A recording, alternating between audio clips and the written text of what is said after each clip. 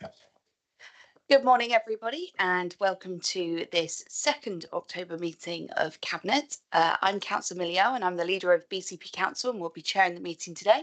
And I have Councillor Mike Cox, who is Deputy Leader and therefore Vice Chair of Cabinet. I'd like to welcome everyone to the room. I can't see many members of public, but it's good to have councillors here who are not on Cabinet, and of course councillors on Cabinet. So first of all, I'm going to hand over to Democratic Services to go over the housekeeping for today's meeting. Claire? Thank you, Chair. Please note that this meeting is being recorded by the Council for live broadcast, and it will be published on the Council website for a minimum of 6 months. The meeting may also be recorded or streamed for live or subsequent broadcast by members of the public. For those in the room, please note that if the fire alarm sounds, please exit the building by way of the nearest available signed fire exit route and assemble at the War Memorial in front of the building. Finally, please could everyone ensure that background noise is kept to a minimum and that mobile phones and other devices are turned off or switched to a silent setting for the duration of the meeting. For those in the room, this includes turning off microphones and turning the volume down completely on laptops. Thank you. Thank you. So the agenda item number 1 is apologies. We haven't had any apologies for this meeting. Agenda item 2 is declarations of interest.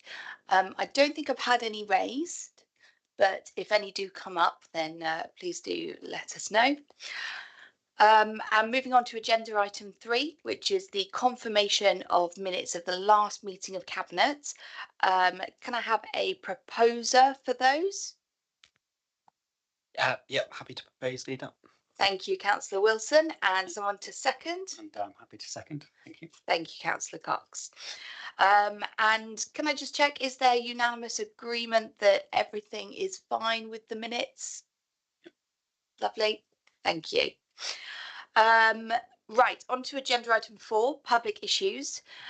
We haven't actually had any petitions, statements or questions submitted from members of the public that have met the criteria on this occasion. So it is straight on to agenda item 5, which is asking our chairs of overview and scrutiny committees if they have any items that are not otherwise included on the agenda. So I can't see Councillor Buff online, but I can see Councillor Carr Brown and Councillor Patrick Canavan. Can I see if there are any items that aren't on the agenda? No, I'm getting head shakes. Brilliant. Thanks, Councillor Carr Brown. Okay, so moving on to agenda item 6, which is Westborne Plus. So this is the main part of the agenda. And each portfolio holder will present their report. We'll then discuss it. We'll also hear from other councillors who are not on the Cabinet Committee if they want to speak on it. And then once it's all debated, we then go to a vote. So Westborne Plus, Councillor Cox. Thank you, Leader. And this really represents a proposal to dispose of the former Westborne Plus site in Westbourne, which has been empty for some time. And the proposal really has gone through the cross-party strategic asset disposal working group on the 4th of October. And there are some confidential draft minutes there in Appendix B. The proposal really is to sell the site to the highest bidder, and which is the recommendation of the cross-party disposal group, and has also been endorsed by the 2 ward councillors. However, we are going through a process within the council to check that if any other department wants to look at the site to see if it can be used for any other purposes. And I believe that there may be a proposal coming forward at some point, or maybe not coming forward, who knows. But so we're leaving our options slightly open in terms of recommendation B. So we're saying that subject to a viable alternative being confirmed before the council meeting on the 10th of December, that we approve the disposal at open market value of the former site. And that is the report. Thank you. Thank you very much, Councillor Cox. I realise I haven't asked for a seconder yet. Would anyone like to second this one? Yep, happy to second. Thank you, Councillor Brown. Right, so are there any councillors in the room or online who are not on Cabinet that want to speak on this item? Nope. So over to Cabinet. Councillor Hadley. Yeah, I don't have a problem with the recommendation. Recommendation B is really slightly oddly worded. You know, I think this is unless there is a an alternative confirmed, we will dispose of it. Is I think the intent, and it does kind of say that, but in a very roundabout sort of way. So I just thought it was worth clarifying that. I don't know if as Councillor Cox raised that there is, but I think it's something that hopefully all the services have been looking closely at. It's a site close to the centre of Westbourne, but I can appreciate it will also be very useful for housing or property flats in that area. Thank you. Thank you, Councillor Hadley. Any other councillors wishing to speak on it? Councillor Brown. Yeah, I was just going to comment briefly. I'm in agreement with the recommendations, but just to comment, as Westborne Plus was obviously previously a day centre, a day service for people with mental health diagnosis. Just to confirm that it closed in advance of, well, when the COVID-19 pandemic forced closure of all of our day services. It hasn't subsequently reopened, but those people who were accessing the day centre there for support and for day opportunities have been relocated to the Boscombe Connect day centre, which sort of is a very sort of successful and busy day centre operated by Tricuro on our behalf. So it's just to clarify that those people who were using that day centre do have adequate provision. So. Thank you, Councillor Brown. Any other councillors on Cabinet wishing to speak? Nope. Would you like to sum up? Thank you. No, I'll leave the recommendations there. I completely accept what Andy was saying about the wording. It will be sold unless there is an alternative, a viable alternative provided before the 10th of December. Thank you. Thank you. Right, so I'm going to take this to a vote. Could all those in favour of the recommendations please indicate? Thank you. That's unanimous. Right, so we're moving on to agenda item number 7, which is the Hengistbury Head Visitor Centre lottery funding. I think we have Councillor Hadley who's going to be proposing this one, but is there someone to second? Thank you very much, Councillor Herrett. So, Councillor Hadley, over to you. Thank you, Leader. Yes, so the Hengistbury Head Visitor Centre is 10 years old and they've just had their 10-year celebration. But as part of that, they've been working up a bid, and this is working with the Heritage Lottery Fund, the National Lottery Heritage Fund, rather, in order to set them on a more sustainable footing for the longer term in terms of funding their own operation. But importantly, it is actually a really important site for the Iron Age, the ancient history of our area, and many people walk past it with walking their dogs or just taking leisure on the headland, not really knowing what we've got there. So it's about opening it up, making more of it. There is a big strand around experimental archaeology, so rebuilding an Iron Age roundhouse. There were, I think, more than 100 of them on the head at the time, and it was one of the premier ports in the country in the Iron Age, trading as far as the Mediterranean and beyond. So there's a lot of history there, and a lot of citizen science and academic work goes on. But also looking at the astronomy, it's one of the few areas in our conurbation where you can get a fairly dark sky. And again, understand the skyscape, but also the skyscape archaeology, which is kind of interesting. How our forebears looked at the astronomy and how it affected their lives, and trying to bring that to people, but also cover their costs. There's a lot of learning being taken from Butser Farm Village in Hampshire, and near Petersfield, and Cranbourne Ancient Technology Centre, both of which have larger setups from that era, and have been very supportive of the work. It's also a key place within the Stour Valley Park, and because the Stour Valley Park we're looking at a landscape level along really from Hengistbury Head right the way up to Kingston Lacey, and I guess ultimately to Stour Head. But that's part of those plans, and so it anchors one end of that route.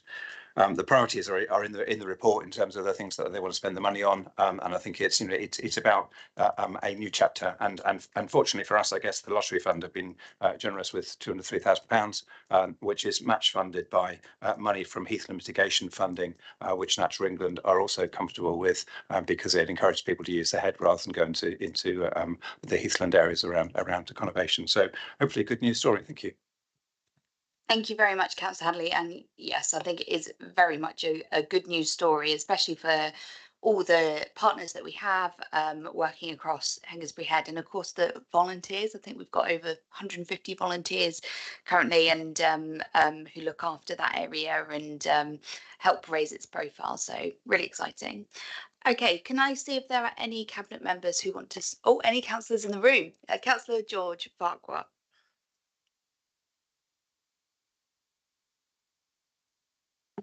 Thank you very much, Leader, and I do appreciate having used the facilities itself at the visitor centre fairly recently. It's actually quite a fascinating sort of introduction to visitors that may well be walking their dogs, etc. So it's my question actually relates to I appreciate that there's a catering offer incoming, but my question actually relates to how we increase the footfall.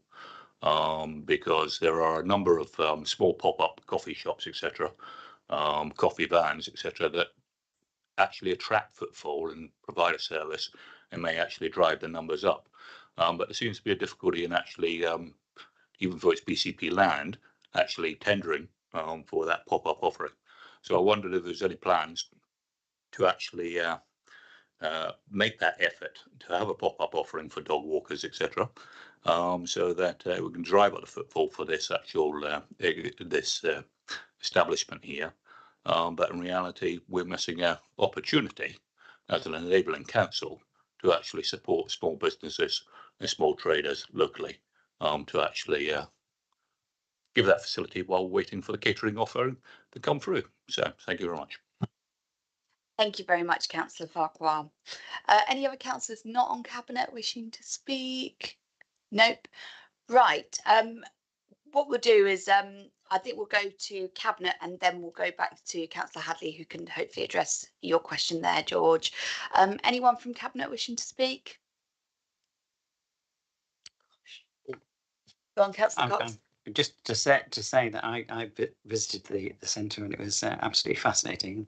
I think I'm surprised George didn't mention the fact that given the competition between the three towns as to who is the oldest establishment, clearly Bournemouth wins by a country mile, being 13,000 years of existence. So I think we should recognise that factor. Thank you. Thank you. Any of it, Councillor Herrick? I just Councillor Hadley and yourself have covered most of what I kind of noted to speak. But I went to the event on the for the 10th anniversary, and it was a really amazing presentation about all the work that they've done. And I think it's just really kind of, I suppose, pleasing to see a continuation of that and building in some resilience for the future. Thank you, Councillor Herrick. Any other cabinet members? Councillor Hannah? Thank you, Leader. Just to say, as one of the Southbourne councillors, even though technically my ward doesn't include Hengistbury Head and Southbourne, we actually like to think of the entire area. So very much welcome this. And can I say personally, as well as one of the regular people who hikes around Hengistbury Head and enjoys the headland and the visitor centre, very much welcome it. Thank you. Thank you, Councillor Hannah. Right, anyone else looking to speak on this one? Councillor Hadley, should go back to you to sum up. Thank you, Leader. Yes, thank you, Councillor Farquhar, for your comments. I think part of this is to look at all catering options. That there is currently a simple catering offering within the visitor centre. There's also the hiking cafe and the beach cafe at the far end of the head. and we need to make sure that the facilities are complementary and adding more value, and we can look at all the catering options in order to achieve that. It is in the paper that we would need to try and do that. There is a really lovely garden out the back of the centre, which again is probably underutilised or underfound, because you have to go through the shop in order to get to it. And part of the work is to open up and to put more signage around to highlight what's there. As Councillor Cox said, there's a huge history. I'd probably dispute those people only being on the head, because I think they probably use the harbours and creeks and actually inland waterways all the way to Salisbury and Blandford and probably beyond in that period. But it's certainly a wonderful site, and one we hope to make more of. Thank you. Thank you very much, Councillor Hadley. Right, we will go to a vote on this one. Can I see all those in favour, please? Wonderful, that's unanimous. Okay, so on to agenda item 8. This is the Aspire Adoption Annual Report for 23-24. I believe Councillor Richard Burton will be presenting this, but is there someone to second? Can I second, please? Thank you very much, Councillor Moore. Councillor Burton. Thank you very much, Leader. So this is for the Cabinet to approve the Aspire Adoption Annual Report and Statement of Purpose. It's page 71 to 174 on the agenda back. So it's a very long and detailed report. So I'm not going to spend a lot of time talking about it, because I'm sure you spent a lot of time reading it. But I'm just going to pick out a few things to note. So Aspire was formed in July 2017 as a partnership of the then 3 local authorities, changing to the 2 of us in 2019, coming together to form one of the first regional adoption agencies in England. So it's now the 7th annual adoption report presented by Aspire. One correction before Councillor Cox points it out: there's a zero missed off on the overspend, and 9.2. The overspend was 185,000. There was a zero missed off, so the copper's in the right place, but there seems to be a typo in 9.2. Follows a hosted model, and is hosted by BCP Council and is chaired by the Executive Director of Children's Service for Dorset Council. The details of who are on the board are in the report, and I'm one of the members. Something that's not mentioned in the report: there's been some misunderstanding recently about the future of Aspire. When plans were originally made up for the Regional Adoption Agency, different models were explored. So a limited company under the name Aspire was also set up. This company has remained dormant, not used at all since its establishment, and was decided to close it down earlier this year. This is totally independent and separate to Aspire Adoption. Aspire is responsible for recruiting, assessing and supporting prospective adopters for non-agency adoption work. To do this, Aspire needs to find people who are interested in becoming adopters, assess their suitability and recruit them. Inquiries arrive at Aspire via several different methods. However, the lowest number of inquiries come through the Dorset and BCP websites, 2.8% through Dorset and 0.96% through BCP.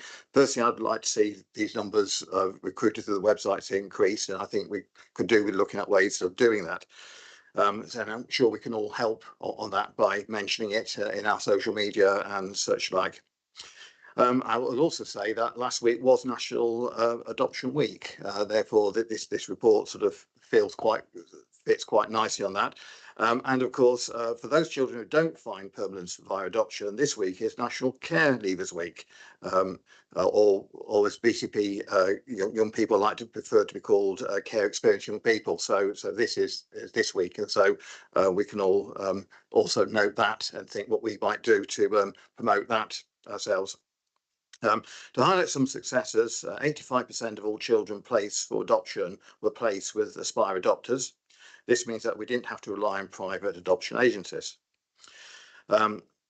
Aspire were able to recruit adopters for those children who are, and I'm going to use this term from the report, harder to place. A term that doesn't sit easy with me, but we need to understand that being harder to place isn't the children's doing or fault, it's just down to the circumstances. The report also mentions early permanence placements, 37 if I remember correctly. The report doesn't break this number down to BCP and Dorset, but the numbers have been increasing, and this is the best that can be achieved. Just to explain why this is good, it means that children have been placed with the foster families who later become their adoptive families, therefore reducing the number of family movements. As I say, it's a long report. I will welcome any comments and do my best to answer any further questions. Thank you, Leader. Thank you very much, Councillor Burton. Are there any councillors that we have in the room or online who are not on Cabinet who wish to speak on this? Not seeing any indications. Right, so over to Cabinet. Councillor Moore? Thank you, Leader. Yes, I do agree it is a long report, but it's actually quite a pleasure to read it because it's as always, it's always really detailed, but it's very well written. And I would just add, because it was mentioned in the media recently, there's a national trend showing a decline in the number of approved adopters. But locally, however, although the number has decreased, excuse me, the report shows we still have more adopters than children, and also that Aspire are small enough to know our adoptive families, and therefore they're able to offer a good support package, which results in fewer placement breakdowns. So I think that all in all, we have here in BCP and Dorset a very good service from Aspire. Thank you. Thank you very much, Councillor Moore. Councillor Hadley? Yeah, just a little point, I guess, on the comment about the low level of adoption through the website. It's a really big commitment to adopt kids, and I think, you know, I take my hat off, if I will, to those who take that step. I'm not actually sure it's a problem that they're not recruited through the website if they're coming to us, and if they're coming to us in adequate numbers. And interestingly, you know, the major route was actually by Google search. That's probably more just the way that people use the internet, rather than a statement about our website. If our website can be improved, that's great. But in terms of the information it provides, and some of that may be about the stories of families that have been successful, you know, what happens, and I have seen comment on social media about people who are considering it, asking other people with that life experience, you know, to say how it was for them, and, you know, sort of, and so that guiding. I'm sure there are other ways. So I wouldn't actually beat ourselves up about the website necessarily, or even necessarily aspire to that being the route, because I think it needs to be a conversation that's facilitated, I guess, by the good work that Aspire are doing. Thank you. Thank you, Councillor Hadley. Anyone else on Cabinet? Nope. Right, so in the report we have a couple of, we are recommended to approve the annual report and the statement of purpose. So if I can get an indication from Cabinet that we are happy to approve that. Sorry, would you like me to just sum up just before you do? Sorry, Richard.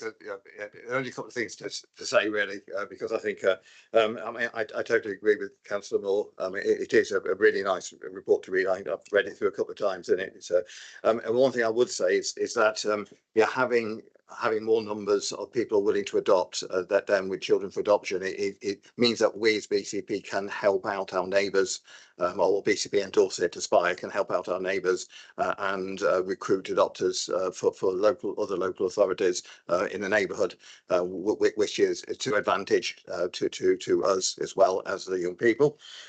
Yeah, I'm not beating myself up over the website. I just would like us to do slightly better than the Dorset part. That's all, really. But just, you know, and any routes in that we can increase. It wasn't. I had a quick look last night to find out if I did think, oh, you know, I'd like to adopt another child. It's difficult to see on the website, and therefore, yeah, making it easier would be welcomed. Thank you, Lydia. Thank you, Councillor Burton. Sorry for jumping the gun there. So let's have a look and see if we are happy to approve the recommendation. Can all those in favour show? Lovely, that is unanimous. Thank you. Okay, so moving on to item 9, which is transforming urgent care services. Councillor Brown is going to be presenting this one, and I'm going to be seconding it. So over to Councillor Brown to present. Thank you, Leader. Yeah, I think this is quite an interesting report. It's not it's in terms of transforming urgent and emergency care services. I suppose the majority of our residents would think, well, where's the council involved in this? Isn't this a NHS health system issue? But BCP Council and Dorset Council, local authorities are key partners in the whole integrated care system, working with NHS Dorset and our hospital trusts to deliver effective health and care services right across the county. So it's a key role of the local authority to work with those partners.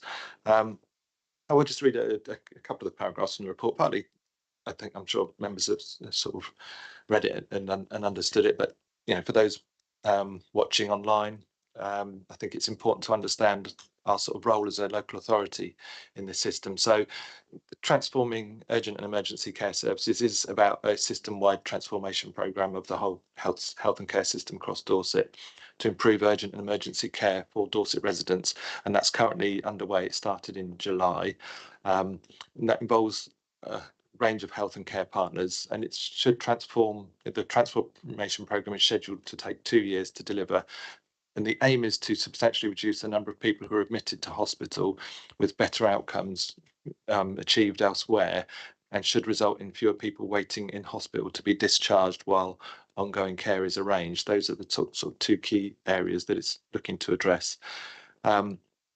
It should also deliver financial benefits to both the council and our NHS partners, actually, by making the system work much more efficiently and effectively. And for the local authority, for ourselves, it should mean that fewer people are placed in long-term residential care placements and smaller home care packages are required. The background paragraphs, I think, are really important. Our partners on this are NHS Dorset, University Hospitals Dorset, which oversees Bournemouth and Poole Hospitals, Dorset Healthcare, and Dorset Council. Dorset Health Watch are also represented on the steering group, and they're effectively there as the sort of public voice within the project. As I said, it's focused mainly on unplanned hospital admissions, hospital discharge processes, bed-based intermediate care services, home-based intermediate care services, and the interaction with long-term adult social care commission services.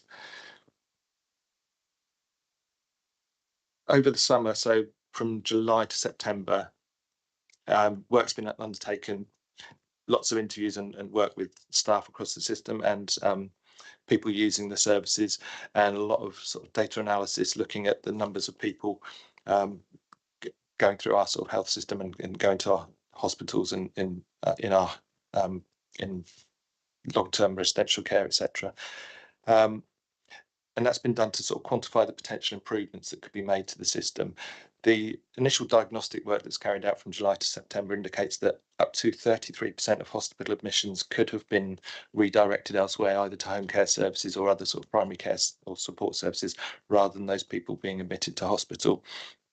And at the other end, discharge, I think one of the important things we hear about, horror stories about people waiting weeks and weeks or months even in hospital to be discharged, but it does highlight that 86% of people are successfully discharged on the day that they're deemed medically fit from our hospitals, which is very close to the national average of 87%. But there are areas there that can be improved. And where particularly there are people with complex needs and need more complex sort of home care packages, that can mean long waits in hospital, sometimes for weeks and weeks, while those arrangements are made. And I think that's one of the key areas which for us as a council could be addressed and could be worked on to make improvements to that area. Ultimately, the whole aim of it is improved outcomes for residents. It comes through, I think, quite a lot in the report and in the appendices, the difference that this can make to individuals. I think we probably all know people who have gone into hospital and been in there for 2 or 3 nights or something. We think, well, was that really necessary? But we all know people that have maybe waited longer than necessary to come out of hospital. And I think it's really those sort of individual human stories that can be changed and improved for people is really the aim of this. The financial implications section of the report does talk about the potential financial savings by making the system more efficient and effective across the whole health and care system. And I know Cabinet colleagues have had a detailed briefing on this, and the aim is to then update Cabinet colleagues as the negotiations progress on the partnership agreement. It's fast moving, it's happened over the last few months, this diagnostic work, and there are active conversations and discussions going on with Newton, the partner that's done the diagnostic work. So the recommendations for Cabinet at the moment are not your usual recommendations, sort of interim recommendations for where we are at this point, to note the work that's undertaken and delegate authority to primarily a corporate director for wellbeing with others to continue work on negotiating the partnership agreement, and then preparing a partnership agreement for ratification at council in December is the aim. I know there is a Cabinet meeting now scheduled just before the December council meeting, but that's only just recently been scheduled, so it's felt best to bring this to Cabinet at this point, for discussion and conversation and approval. So I look forward to any comments. Thank you very much, Councillor Brown. Can I see if we have anyone wishing to speak on that? Patrick? Councillor Canavan?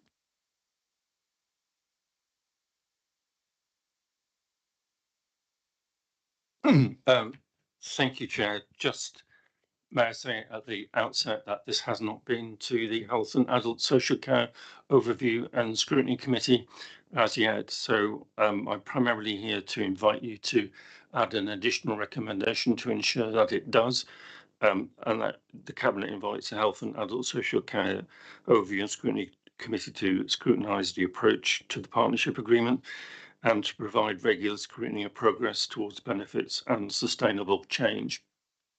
It is a really, really significant piece of work, and the timing I think is really quite interesting, given that the NHS has just launched its national, very extensive public consultation on what the public would like to see in relation to the NHS. But certainly from my perspective, we have to achieve an integrated health and social care service. It has to be one service. So I take slight issue with Councillor Brown's opening remarks about this is a health issue. It's not a health issue. It's a health and adult social care system. It should be one system. And frankly, anything that integrates the service better than it is at the moment has to be good news. So it's a welcome paper, but there's a lot to do. So the only thing I wanted to say, Chair, is I think collectively it is really important that as part of this exercise we try and reassure the public, because public confidence in this service is not great, and we have to do something to try and ensure that people feel comfortable that this system will improve the system that they're already experiencing, because if we don't do that, we won't achieve anything. It is important that we press down this road, because the system has to be improved, but the public has to not only see it improving, has to believe it can improve. I think that's quite crucial. I don't know about you, Chair, but I lock out the times that you visit people in hospital and they're not well and they're having millions of tests and they don't really know what's wrong with them, and you try and reassure them by saying, well, you're in the best place. And actually, when you think about it, it's not a given that they're necessarily in the right place in hospital if there are other alternatives that would actually suit their needs better. So that's my only comment, Chair, and thank you very much. Thank you very much, Councillor Canavan. I have the amendment in front of me that you've suggested, and I'm just going to read it out. Or actually, I'll pass it over to Councillor Brown to read it out and talk a little bit about it. Yes, thank you, Leader. Yeah, just to pick up on those comments, and apologies if I misunderstood that it's sort of a health system, health service responsibility. I absolutely agree. It's core to our partnership working in the integrated care system. There's about local authorities, our care services working hand in hand with our health partners. And yeah, I think following representations from Councillor Canavan that we've got a proposed additional recommendation D, which is to invite the Health and Adult Social Care Overview and Scrutiny Committee to scrutinise the approach to the partnership agreement and to provide regular scrutiny of progress towards benefits and sustainable change. And I think that's really important, particularly as the programme goes ahead over the coming couple of years, that there is scrutiny of the how the project is working, the benefits that are being delivered, both for not just the financial benefits, but the benefits for individuals actually being able to go through our health and care system much more effectively and in a quicker time. So I think that's really useful additional recommendation. Glad to support it, and I hope Cabinet colleagues will too. Thank you. As the seconder of the proposal as well, I'm also very happy to support it. I'm just going to look to Councillor Bartlett, who is indicating. Councillor Bartlett. Yeah, good morning, Cabinet. Thank you. Having read the report, I know that it says there are potential savings, but it was unclear about what the financial commitment of any agreement you take today will mean for the council. And I just wondered, it's very unclear what that financial commitment would be. I just wondered if you could, say a little bit more about that. Thank you, Councillor Bartlett. I'm just going to go back to Councillor Brown if you have a response. Thank you, Leader. Yeah, thank you. It's an important point. The financial implications in the report are top level really at the moment, and it's still being discussed with the partners about the sort of potential, for the changes. I think obviously, as it says in the financial implications, there's about £2.2 billion spent on health and care services across Dorset. With that, BCP spend around £198 million on adult social care services, including £72 million that comes from residents towards the costs of their care. So that gives you a sort of an idea of the sort of scale of the expenditure across Dorset. It is expected that the 2-year financial transformation programme could deliver or will deliver annual financial benefits across the whole health and care system of around £28 million per year. Of that, it's looking at those benefits, it's likely to build up to around £4.5 million financial benefit for BCP Council in terms of savings, in terms of making the system run more efficiently and effectively. So that's the potential for BCP Council, is £4.5 million annual savings. The costs of carrying out this project will be proportionately shared between the different organisations, the different partners, so the NHS partners and ourselves and Dorset Council. And part of the partnership negotiation, which is going on at the moment, is actually how that is judged. So the way it's going to be structured and the way that the Newton, as the strategic partners, have worked with other health systems across the country, is that a proportion of those savings, that their fee for delivering the service and managing the transformation and actually making sure those benefits are delivered, is a proportion of the financial benefits which come through from the system. So that's the part of the negotiation at the moment. So you could look at it and say it's not going to cost us anything, because anything that's paid is a proportion of the savings that accrue to us as a council. So there's always a question. There's a question with this sort of financial regulations about actually, well, is this a financial decision, because we're only paying them part of the savings, so it's actually not sort of a net cost to the council. But certainly my view has been that there will be a substantial payment to the partners for actually managing the project and managing the transformation, delivering those benefits. So it is important that it's open and transparent about what that will be. There'll be more detail coming to the council for decision in December when those negotiations have progressed. So. Thank you, Councillor Brown. I'm just going to look to Gillian Kay, who is Corporate Director for Wellbeing, to see if there's anything to add there to Councillor Brown's answer. Yes, thank you, Chair, and I agree with what Councillor Brown has explained around the financial implications. But what I would just add is to say that there is no financial commitment being made today under this report. What we've brought to you is the outcome of a diagnostic. The diagnostic phase was procured by Dorset Council, paid for through system funding, and so that has been done. What we're moving now into is a planning for implementation phase and a negotiation around a partnership agreement, which is both a negotiation with the strategic partner and a negotiation between the partners in the integrated care system. So it's quite a complicated piece moving forward with quite a few moving parts.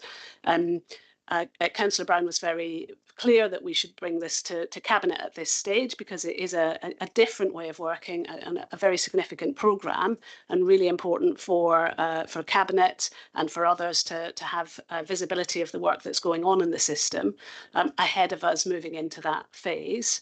But the strategic partner is currently working with their fee at risk, which is the way that they approach this work and the way that they've done this work in other systems. So there is no commitment being asked of you at this point. However, the point of the financial commitment comes when the partnership agreement comes forward, when we have clarity about the cost and benefit share and how that would be shared between all of the different partners. So that detail would come forward to you, and that's the point at which the commitment would be made. Clearly, we should only go forward if we are in principle supportive of this way of working as part of the system, and that's really the question for Cabinet today. Thank you very much, Gillian. Right, I'm just going to look to any other councillors who are not on Cabinet. If anyone else wants to speak on this? Nope. Right, we'll go to Cabinet then. Councillor Hannah. Thank you, Leader. Can I say that I think this is actually quite an exciting report and one that I welcome, and I hope we will agree on and support. It's a relatively short report in terms of what comes to us as the report itself, but a very detailed and comprehensive analysis of what is currently taking place and of the opportunities for things to be improved. And I heard Councillor Brown say something which I think is critical, which is that it will achieve improved outcomes for residents, which I think is the main thing that we should be concerned about. That whether we call them patients, residents, clients, whatever, that they receive the right kind of support in the right place at the right time. And if through this we can help achieve that, then I think that will be excellent. The other thing to say is with regard to the finances. If we are projecting a 4.5 million saving in 2 years' time, and assuming that is an annual saving for the future, carrying on from that, and I see the director is nodding her head to that, then that is obviously of benefit. We know the council's financial situation is not good, so a 4.5 million saving is obviously something that we will welcome. The bit that I do have reservations on, which have already been expressed by others, are how to decide that the actual contractual agreement with Newton is as it should be. In recommendation C, it covers that. I'm sorry, I just had an email come in that blocked what I'm looking at on my screen. In recommendation C, it refers to provided that the agreed programme is achievable and affordable and anticipated benefits to the council are significantly in excess of costs. I would fully endorse those principles, but I also think they are a little vague. So what I look forward to is what emerges from the negotiations that take place in terms of what exactly the contractual agreement is recommended to us to be, and the basis for that recommendation. What are the criteria that have been applied in deciding that that is the best agreement that can be put together? So that's something that I look forward to in the future.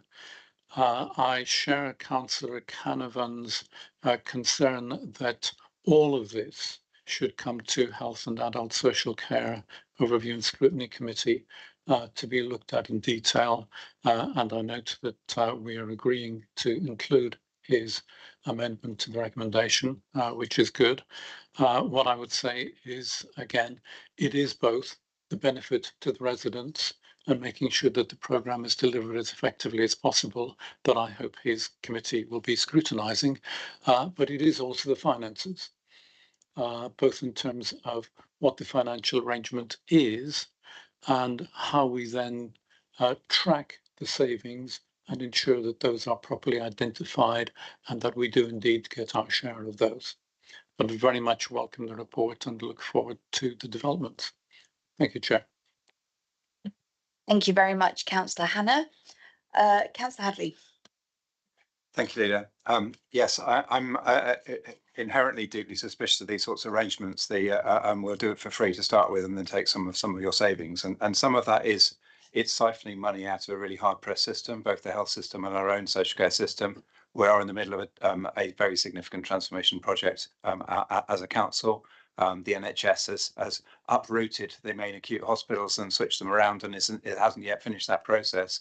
And part of that, the clinical service review on which that was based, was very much about dealing with more patients outside of hospital, in their own homes, in community settings, and some of the benefits that are claimed to be delivered through this programme. So I fear there's an awful lot of double counting. And I think the other problem, in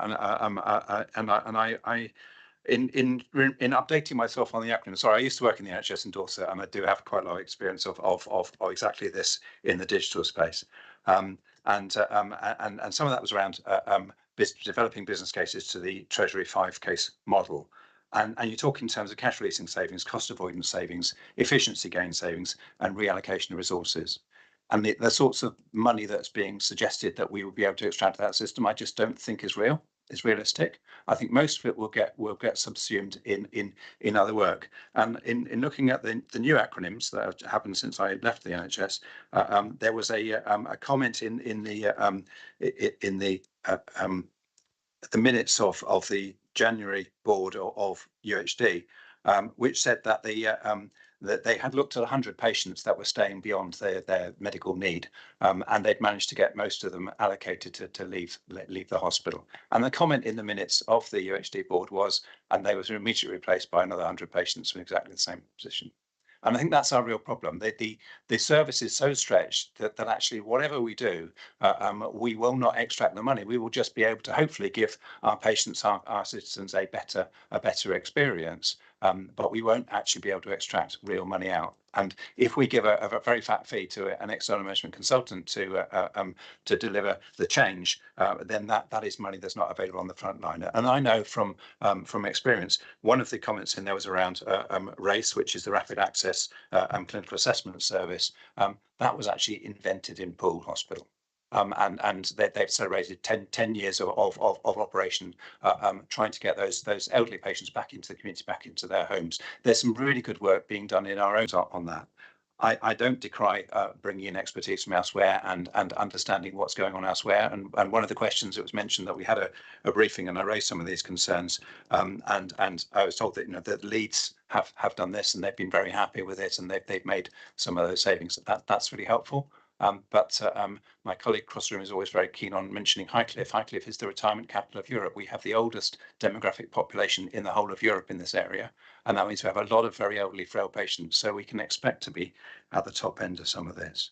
My question, I suppose, is, what happens to the savings that we're anticipating from the clinical services review, from our own transformation process, and how much that overlaps with what is happening here?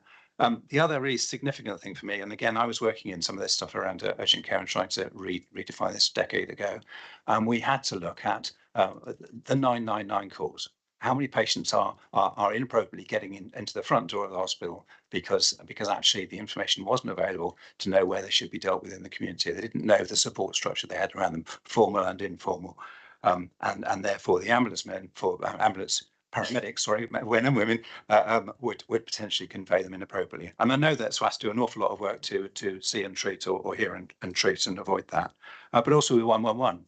I've personal experience of 111 where I don't think I need to get to A&E, but it says, go to A&E. And as soon as you're in A&E, then you're in the system, and there's a risk that, particularly if you're elderly and frail, you will get sucked in and then stay longer than you need to. So I think there is a key thing actually in the Leeds work that they did negotiate a fixed fee for this piece of work, and I do think we should be looking very closely at that, so we know what the commitment is and we know what partners will need to pay. And the other challenge in terms of system trust, which is part of the reason why we're doing this, is that many of the if you squeeze the blancmange in one direction, then it pops out in another direction. So if we're successful in getting patients out of hospital more promptly, then that becomes an extra cost for us, not a reduction in cost. And I accept what Councillor Brown said about it may be a simpler package of care because they haven't deteriorated quite so far and therefore they don't need quite so much care. But actually, fundamentally, the reason that a lot of patients are in hospital inappropriately is because they're waiting. There's a bit of a bun fight about who's paying for their care on an ongoing basis, and they sit occupying a hospital bed as a result. I think, yeah. So I'm really concerned about this. I think it's absolutely appropriate that Open Scrutiny Board look at it, but I do. Sorry, the Health Open Scrutiny Committee look at it.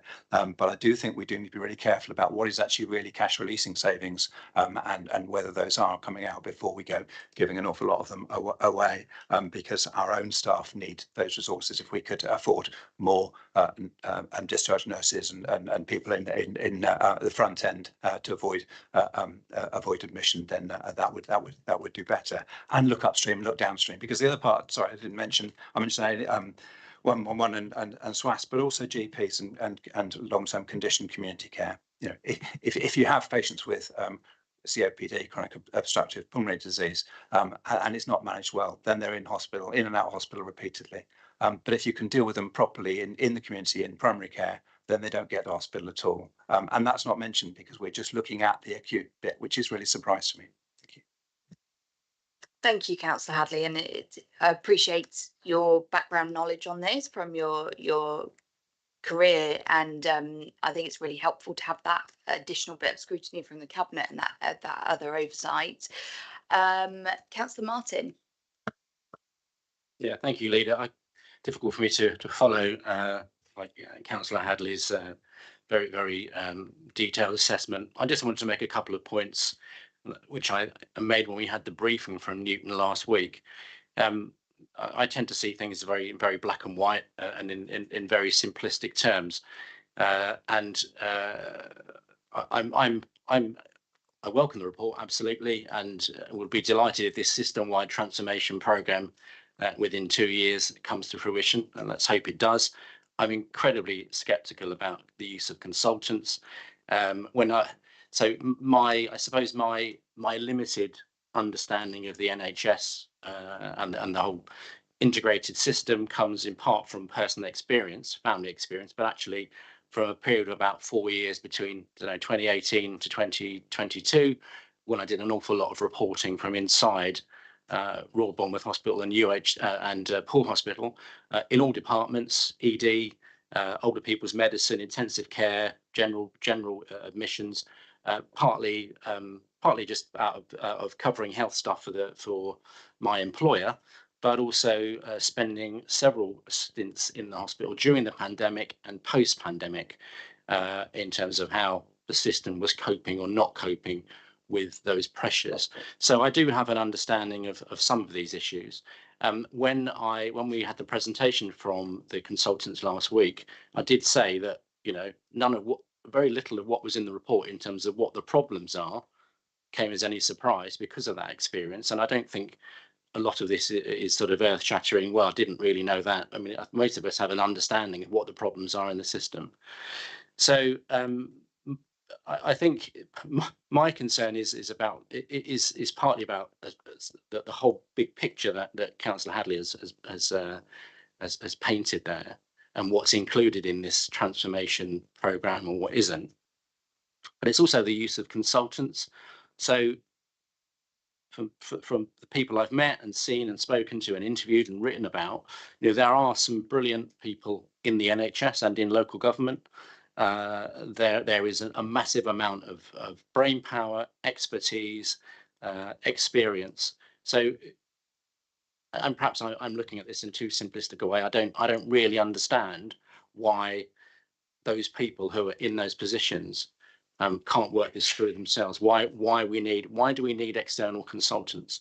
And I'm sure there's a very simple answer to that. But I am, whenever I hear the word consultancy and consultants, I always get skeptical and dubious, particularly when we're looking at how much money is coming out of the system, as Councillor Hadley mentioned, coming out of the system potentially to deliver some of these savings. I don't understand why the people who actually deliver these services on a day-to-day basis are not able to come up with a plan themselves.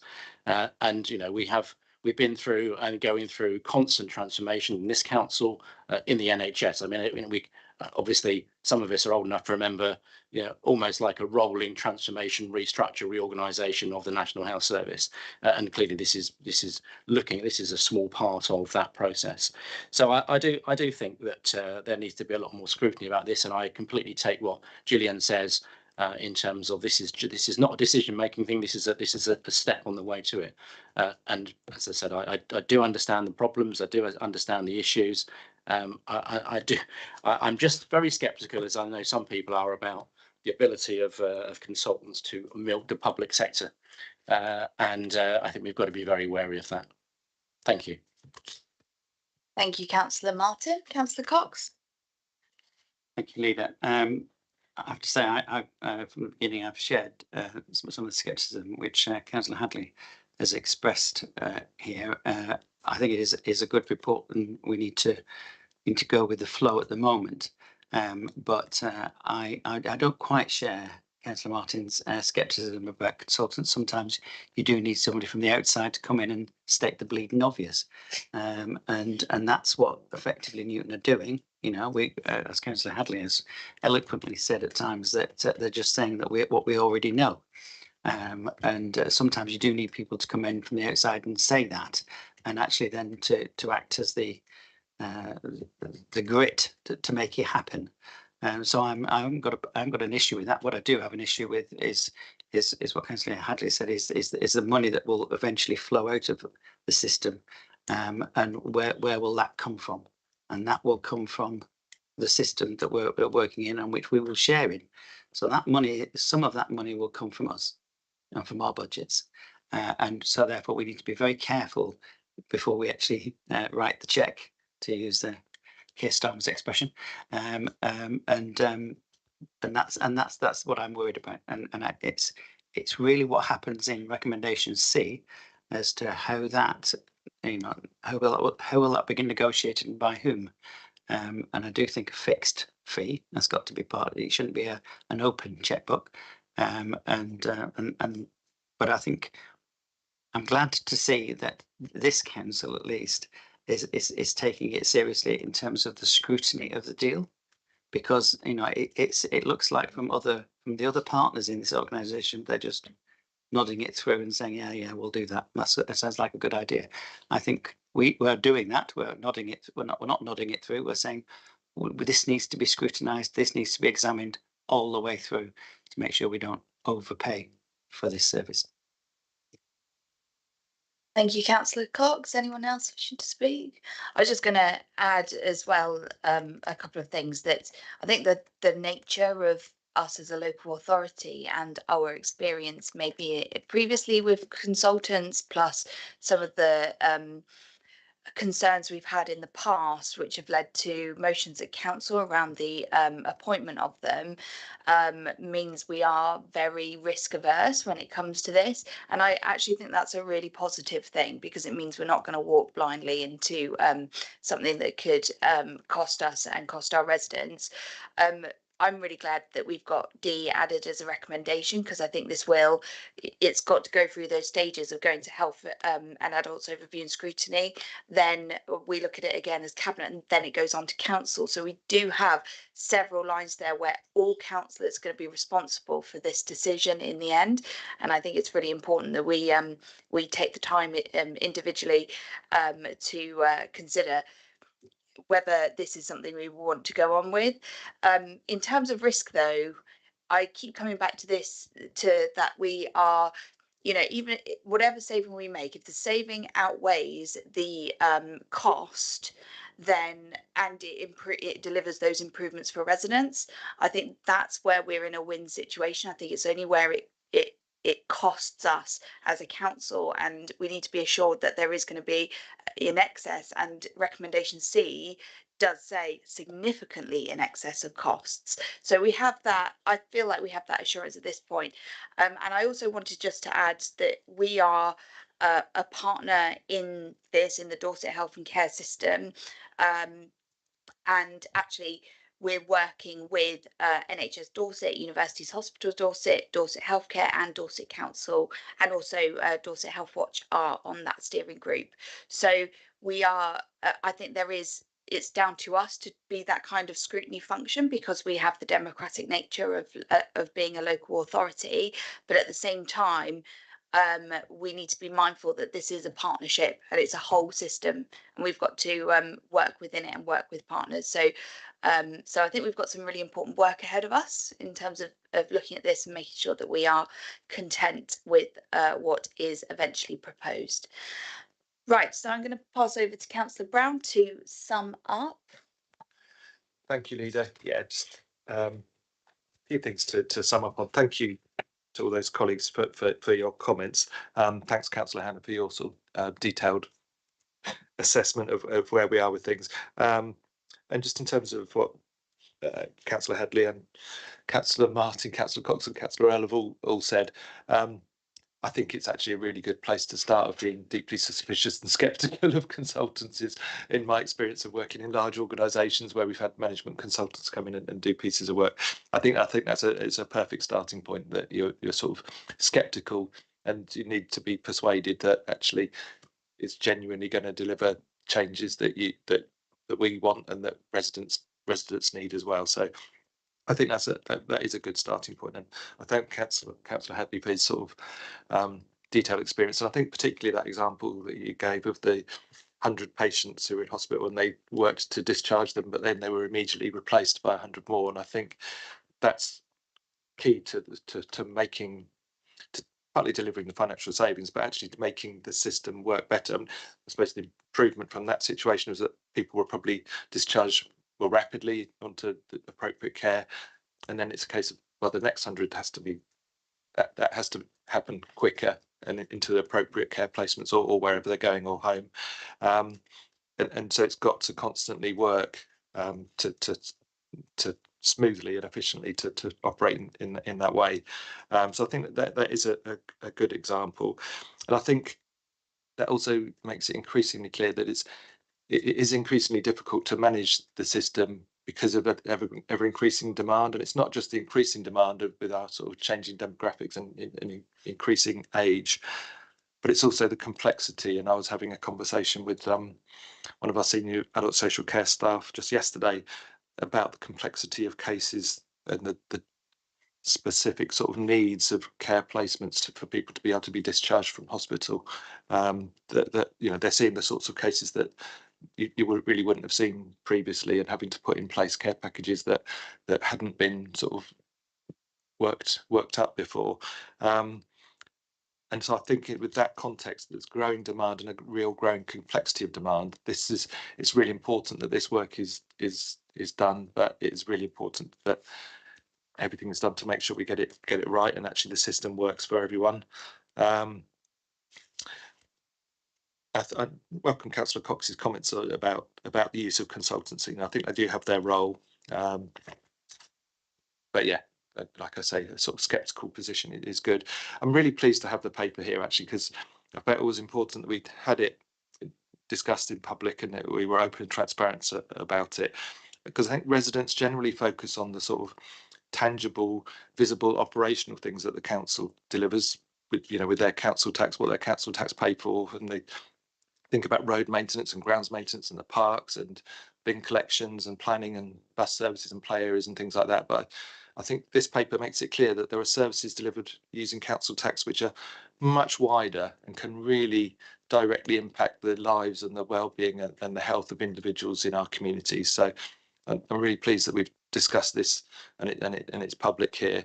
I think secondly, for me, it makes it really clear the real financially responsible and prudent approach of the Three Towns Alliance since we came in last year, that I do question whether these sorts of discussions would happen under previous administrations of this council. And I think that it's just because we are being really, we're in a financially difficult position, but it's really important that we make the right decisions. We're dealing with millions of pounds of public money, and I think that this is a really good example of how we are really thinking about and scrutinising what we do with that public money and making sure we get the best outcomes from using it. So I'm hopeful that Cabinet colleagues will support the recommendations and the additional recommendation D.